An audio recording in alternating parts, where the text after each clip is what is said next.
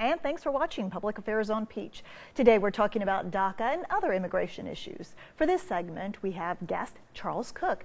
He's an Atlanta immigration attorney. Thanks for joining us, Charles. Thanks for having me. Okay, so I imagine that your phone has been ringing off the hook, lots of emails. What are immigrants saying? Well, it's been ringing off the hook since last January. People are very concerned continuously about their immigration status, and employers are concerned about their employees as well. The most recent ringing, of course, comes from the Trump administration's decision to take away temporary protected status from about 200,000 El Salvadorans in the United States, as well as another 80,000, 100,000 El Salvadorans, 200,000.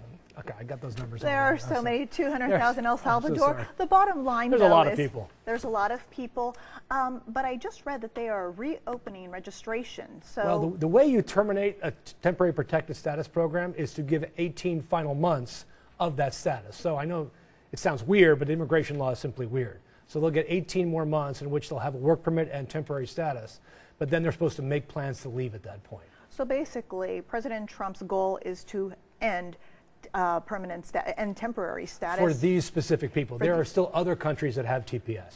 Okay, so he wants to end the program, but the way he does it is by giving them the final 18 months to take care of their affairs before leaving. Correct. Except really nobody's going to leave. I mean, let's be serious about this. In order for somebody who's been here for 20 years in the United States, typically have children born in the United States, are they just going to pack their bags and leave? No, they're not.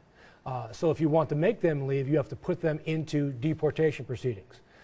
These are the same deportation proceedings that are currently backlogged by 700,000 cases. So the reality is a lot of these TPS people will not be leaving in 18 months. And in fact, they never leave. Well, so then doesn't it make sense that he's also insisting on more funding for border protection and ICE and so forth, and tying it together? Well, it's not really border protection that solves this problem. This is an issue with not enough judges and not enough government lawyers. He is asking for that funding. Congress has not allocated that money. It is absolutely necessary to have more judges and more government lawyers to handle the deportation part of the process. The reality is that the border is more secure than it's ever been. They can't even hire enough agents right now at the Border Patrol to maintain current staffing levels. They are actually decreasing in number because there aren't enough people applying for the job. So you can add all the numbers you want by money-wise, but you're not going to get people applying for the jobs. Money doesn't solve this problem. People don't solve this problem. Technology will finish solving our border issue. So what do you tell employers? What we're telling employers now is be prepared to lose some of your employees. At the end of this 18 months, every one of these people, for example, have a work card. 98% of them have jobs. That means these employers are going to have to replace 200,000 people in an economy in which there aren't 200,000 people looking for jobs right now in the area. So it's going to be a major economic impact for employers. So we're telling them now, prepare for this going forward.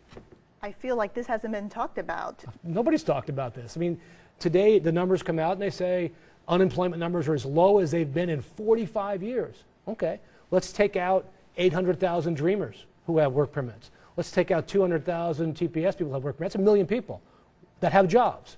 Where are you getting those people to do those jobs going forward? Final question for people who say, well, we need people who have high-tech skills with other skills. We do, but Trump also wants to cut the H-1B worker program, which eliminates the ability to bring in foreign workers with those skill sets. So immigration is a solution. It's not a problem. Congress needs to look at it that way if we really want to solve our economic growth issues going forward. And do you think it's going to happen? Not a chance. Congress is in no way going to address these issues on time to avoid the problems that face them today. Okay, so major labor issues to come that you believe. Absolutely. Okay, thank you so much for joining us, Charles. Thanks for having me.